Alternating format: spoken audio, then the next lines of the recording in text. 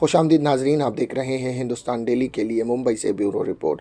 नाज़रीन, गोवंडी पुलिस ने नाकाबंदी के दौरान राज्य में प्रतिबंधित गुटखा और अन्य पान मसाला जब्त किया है, जिसकी कीमत अंतर्राष्ट्रीय बाजार में करीब 87 लाख रुपए के करीब आकी जा रही है। पुलिस निरीक्षक प्रमोद कोकाटे ने 2 आरोपियों की पहचान की है, जिनका नाम जो कि राजस्थानी निवासी है और जिनका नाम मजीद इदरीश खान और सुबीन हाकिम खान के रूप में करवाई है।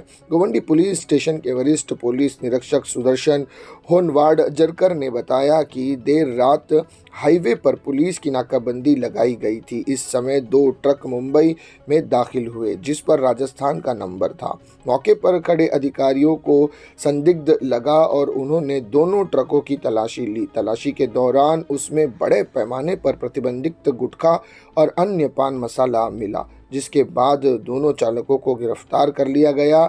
आगे इनसे पूछताछ की जा रही है। आखिर अब सवाल यहाँ पर ये उठता है कि आखिर ये गुटखा इतनी बड़ी तादाद में, इतनी बड़ी मात्रा में मंगवाया किसने था और ये चालक किसे इस गुटखे को सप्लाई देने जा रहे थे। पुलिस इसकी तफ्तीश में जुटी है और आगे की जांच कर रही है कि आखिर मामले की पूरी सच्चाई क्या है। नाज़रीन, आपको बता दें कि महाराष्ट्र में गुटखे पर प्रतिबंधित लगा हुआ है और इसके बावजूद राजस्थान से इतने बड़े पैमाने पर गुटखा मुंबई तक आ गया। रास्ते में किसी पुलिस चौकी या किसी तफ्तीश टीम ने उन्हें नहीं रोका और उनकी झड़ती या उनकी तलाशी नहीं ली गई। तो अब यहाँ पर एक बहुत बड़ा सवालिया निशान है कि इतनी बड़ी मात्रा में आखिर गुटखे की खेप मुंबई में किसने मंगवाया था और ये कहाँ को जाने वाला था।